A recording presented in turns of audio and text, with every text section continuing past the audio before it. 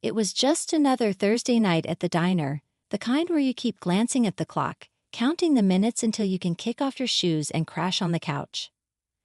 That's until Jack and his crew barged in, loud and laughing, smelling like smoke and sweat from whatever blaze they just conquered. They chose the largest table right smack in the middle, impossible to ignore even if you tried. And trust me, I tried. "Hey Carol, could we get some menus over here and maybe your sweetest smile to go with them?" Jack hollered, winking at me as his buddies chuckled and egged him on.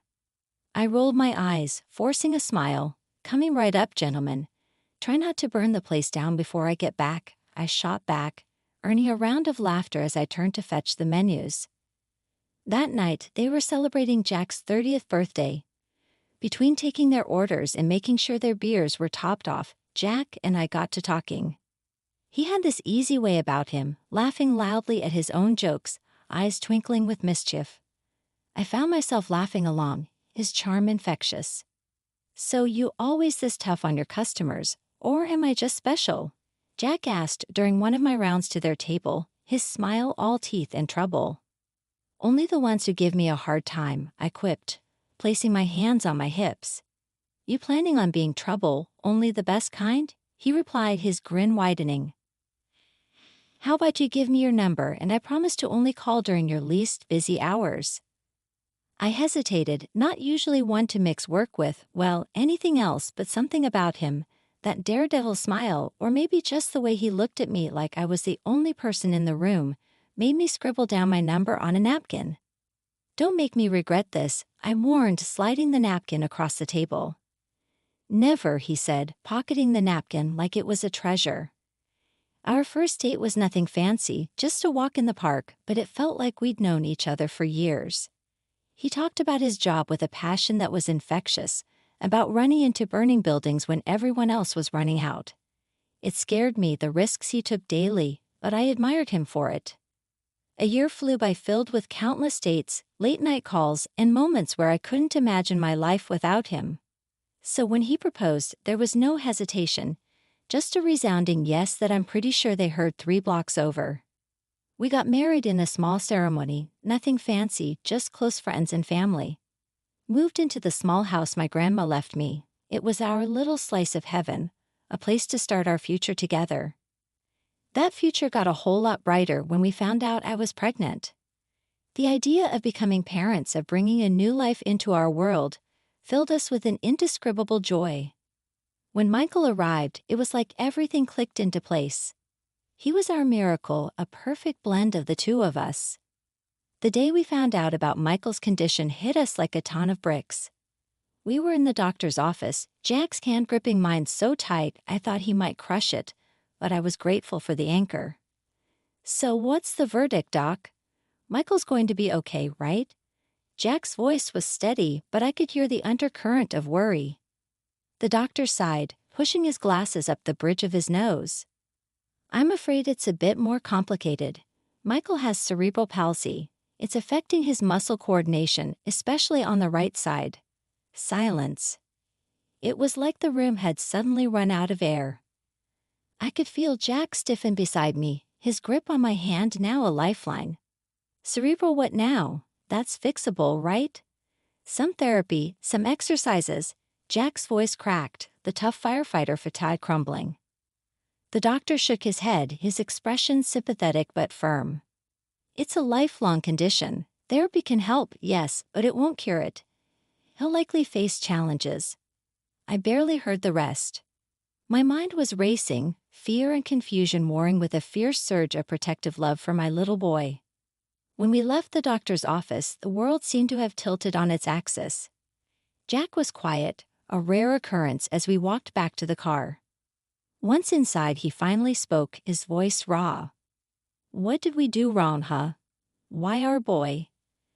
"We didn't do anything wrong, Jack. These things, they just happen. It's not about fault." My own voice sounded strange to my ears, trying to infuse strength I wasn't sure I felt. Jack slammed his hand against the steering wheel, a burst of frustration. "It's not fair to him, to us. Michael's supposed to have all these chances, and now," I reached over, placing my hand over his. "He'll still have chances, Jack. Maybe not the ones we imagined, but he's still our son. We'll figure this out together. That night, after putting Michael to bed, we sat at the kitchen table, a sea of pamphlets and printouts on cerebral palsy spread out before us. It was overwhelming, the unknowns and what-ifs piling up like a barricade. Jack looked over at me, his eyes tired but determined. We're going to do whatever it takes, right? I mean, therapy, specialists, whatever he needs. It wasn't easy. There were days when I felt like I was drowning trying to balance therapy sessions, doctor's appointments, and just the day-to-day care Michael required. Jack was my rock, always there to take over when I was too exhausted to think straight. 4 years into our adventure with Michael, life decided to throw us another curveball. Or maybe it was more of a blessing. I got pregnant again. We were over the moon, ecstatic about the prospect of giving Michael a sibling. And when Alex came into the world, kicking and screaming with all his might, we thought our family was complete. But as the boys grew, it became clear that things weren't going to be as straightforward as we'd hoped. Alex was as healthy as a horse, running circles around us before he could even talk properly. Michael, with his challenges, watched from the sidelines, his smile never wavering. One evening after dinner, I caught a glimpse of something in Alex's eyes that hadn't been there before. It was a look of embarrassment as he watched Michael struggle to grab his cup. I shook it off as my imagination, but it nagged at me. A few weeks later, the issue I'd been dreading reared its ugly head. I was tucking Alex into bed when he said, "Mom, why does Michael have to be so different?" His words hit me like a punch in the gut. "Alex, your brother is just unique, that's all. We're all unique in our own ways." But kids at school ask questions. They don't get why he can't do things like us, Alex mumbled, looking away. I sat down beside him, taking his hand. "Listen, bud, Michael may have some trouble with certain things, but he's got a lot going for him too. He's super smart, and he loves you a ton. We all need to stick together, okay?" Alex nodded, but I could tell he wasn't fully convinced. The divide grew as the boys got older, with Alex often refusing to be seen with Michael in public. It broke my heart, but I didn't know how to bridge the gap. Things came to a head when Alex flat out refused to be seen with Michael at school. "He's always doing stuff, and then everyone laughs," Alex blurted out one afternoon, frustration and anger pouring out of him. Jack and I talked it over later that night, the worry and sadness clear in his eyes. "We got to do something, babe. This can't go on. They're brothers, it should be each other's biggest supporters, not enemies," he said. I nodded, my mind racing for solutions. "Maybe we can find something they both enjoy, something that doesn't highlight their differences but celebrates what they can do together," Jack agreed. And we decided to introduce more family activities, hoping to mend the rift. But deep down, I feared it wasn't going to be enough. Alex's resentment seemed to run deeper than just sibling rivalry. It felt like we were standing on the edge of a precipice, and I wasn't sure how to pull us back. The divide between Michael and Alex wasn't just a crack anymore, it felt like a chasm. As they grew into their teenage years, the differences between them only seemed to magnify, especially in Alex's eyes. He was all about appearances, hanging with the popular crowd, and unfortunately, that crowd didn't include his brother. One evening as we were clearing up after dinner, Alex announced he had a soccer game the next day and explicitly asked not to have Michael brought along. "Can you just not bring him tomorrow? It's really important to me," he said, not meeting my eyes. Jack, who was wiping down the table, stopped and looked at Alex sharply. "What's that supposed to mean, Alex? Why wouldn't we bring Michael?" Alex sighed, a sound of exasperation that made my heart sink. "Look, it's just embarrassing, okay? He cheers too loud and everyone looks." I felt a lump in my throat, but before I could say anything, Michael, who'd been quiet till then, spoke up. "It's fine. I don't want to go if I'm just going to embarrass you."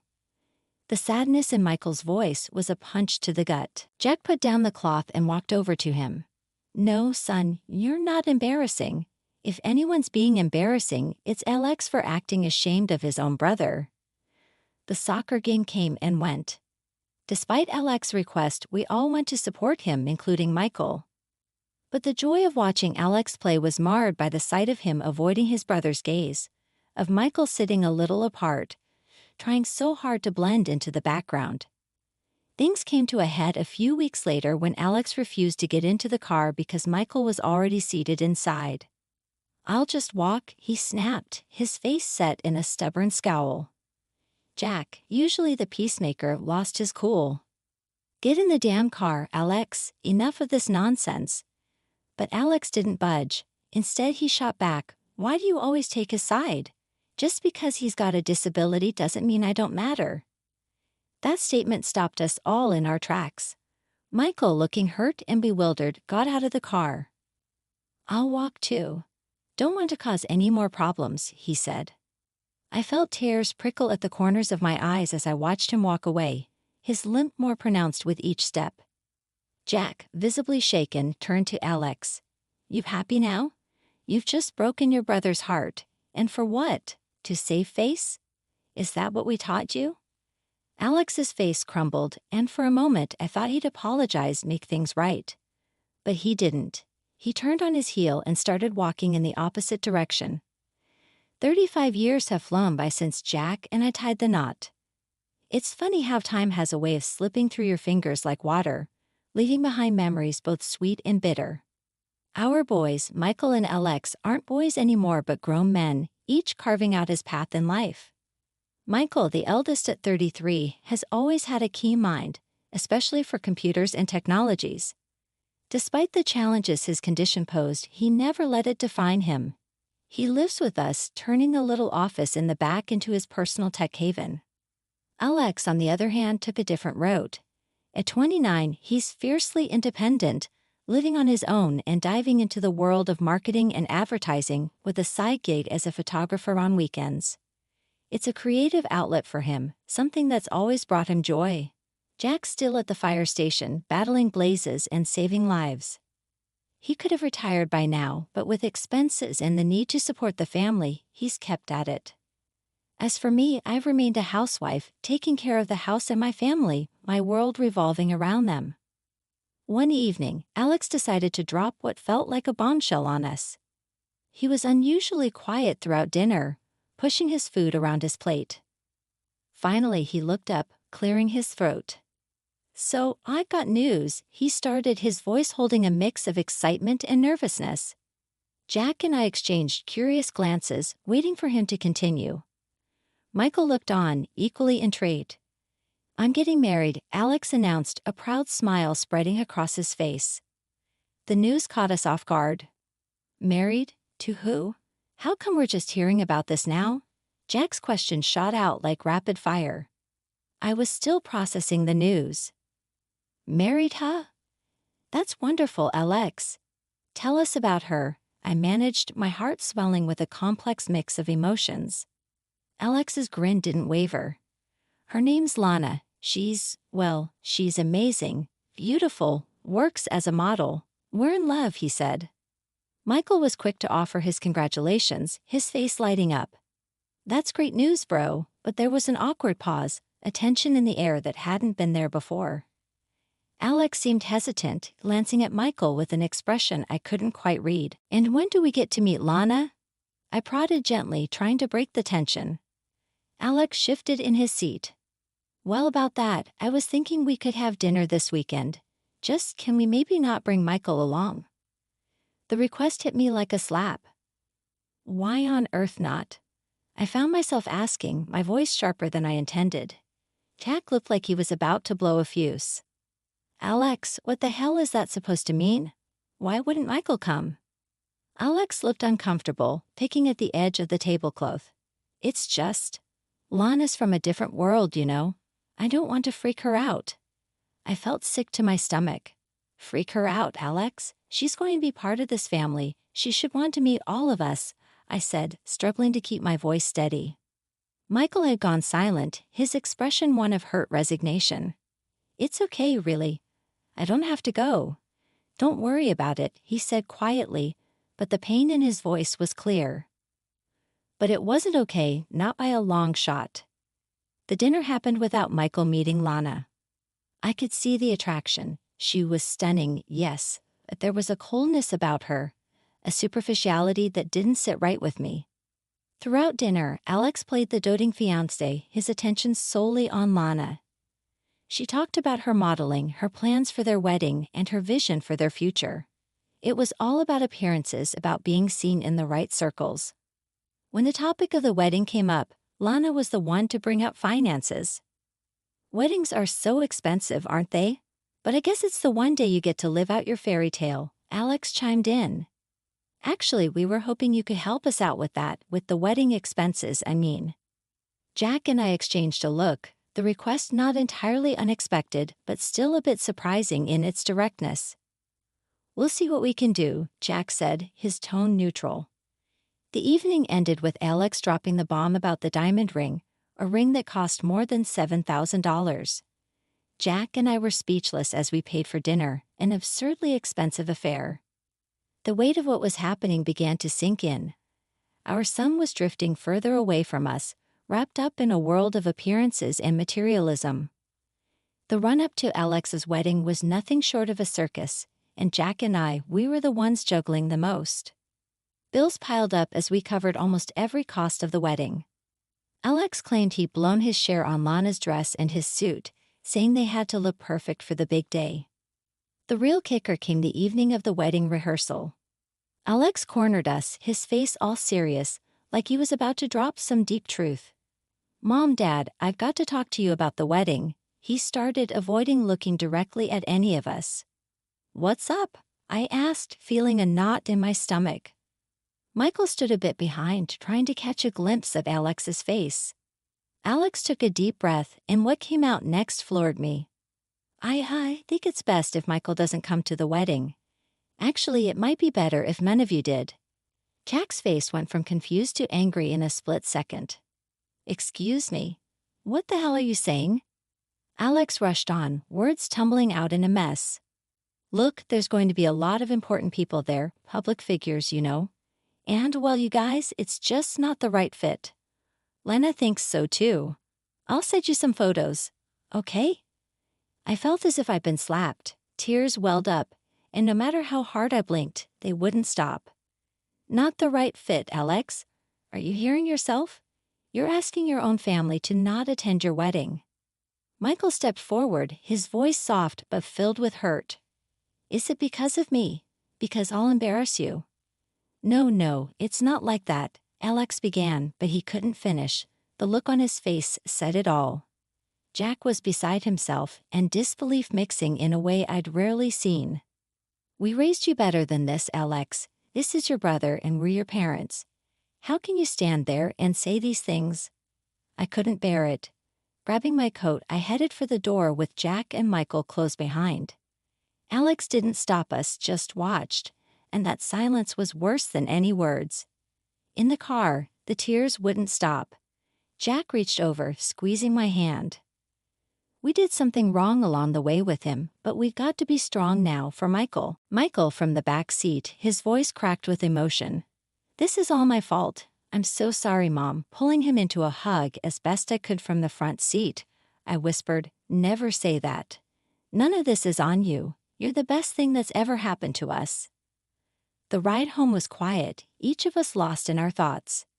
It was clear Alex had chosen his path, and in doing so he'd stepped away from us, from the family that loved him unconditionally. In trying to blend into Lana's world, he'd forgotten where he came from, who he was.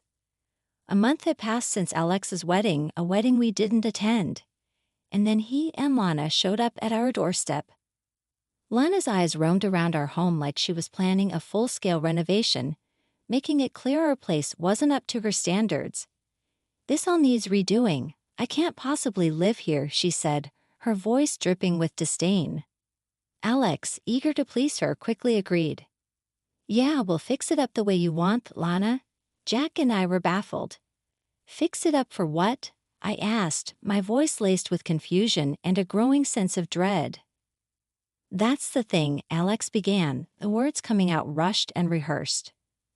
"We're thinking of starting a family, and well, this house is perfect for us. You and Dad, you could find a smaller place, and Michael."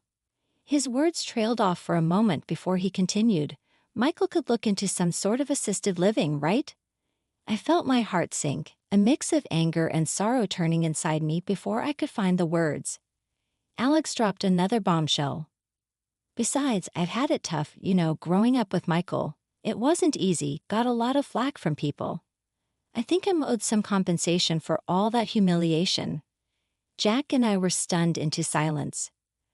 Our son, our Alex, was sitting there practically a stranger, talking about his brother as if he were a burden, a mistake. But before I could respond, Michael stepped forward. Actually, I've got something to say. He told us about his company, his success, how he made it big in the tech world, and the house he bought. A house I intended as a gift for Alex and Lana, Michael continued, but not anymore. Mom, Dad, we're moving to a new place, a better place, and you, he said, turning to Alex, need to think about what family means. The look on Lana's face was a mix of shock and envy, her eyes darting between Alex and Michael. You're joking, that new house should be ours. This whole place, it's beneath us. The revelation left Alex speechless, his earlier bravado evaporating. Lana was visibly upset, her dream of a new house slipping through her fingers. As I embraced Michael, tears of pride and relief mixed together.